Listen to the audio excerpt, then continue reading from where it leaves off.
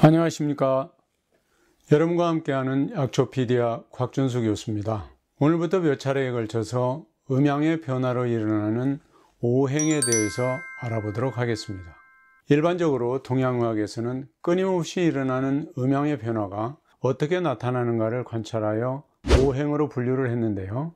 이러한 오행학설은 자연과학의 입장에서 본다면 일종의 원자론과 같다고 할 수도 있겠습니다. 음과 양 두 가지 기운의 끊임없는 변화의 결과 우주만유는 5가지의 행성의 운동과 변화의 영향으로 구성된다고 보았는데요. 이것을 목, 화, 토, 금, 수라고 표현을 하고요. 이것을 다시 형상화된 모습으로 구체화시킨 사례가 앞에서 살펴본 오색이나 오미 등 여러 가지 상황으로 설명할 수가 있겠습니다. 지구가 속한 태양계를 포함하여 수많은 은하계를 대우주라고 한 반면에 인체를 소우주라고 표현한 것이 좋은 사례라고 할 수 있겠죠.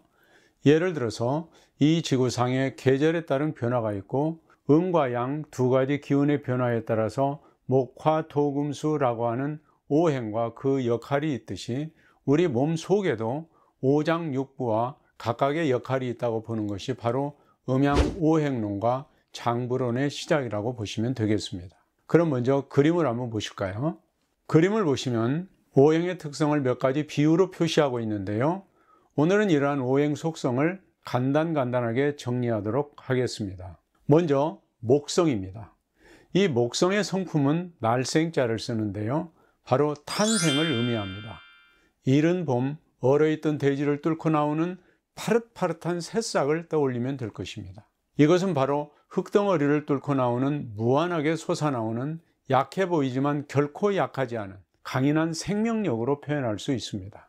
그 기운을 흔히 거름풍목이라고 하여 바람의 비유를 하는데요. 이 바람은 우리가 흔히 말하는 태풍이나 폭풍을 연상할 수도 있겠지만 오히려 생명력이라고도 할 수 있는 끊임없이 생동하고 움직이며 꿈틀거리는 운동선수들의 잘 발달된 근육을 떠올리면 될 것입니다.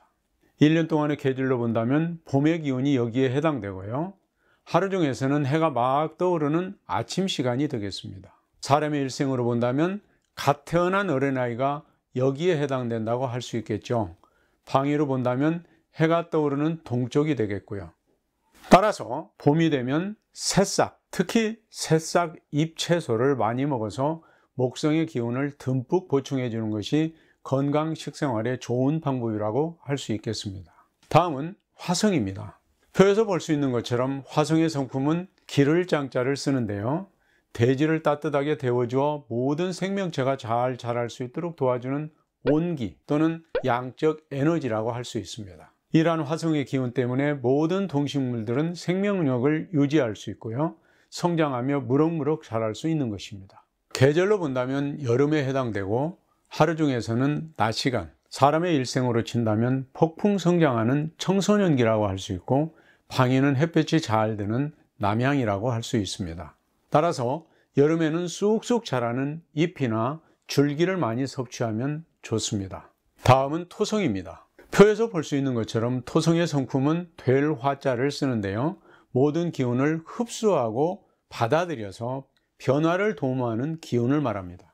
식물은 이 시기에 영양생장에서 생식생장으로 전환되어 꽃을 피우고 수정을 하고 결실을 준비하는 시기입니다.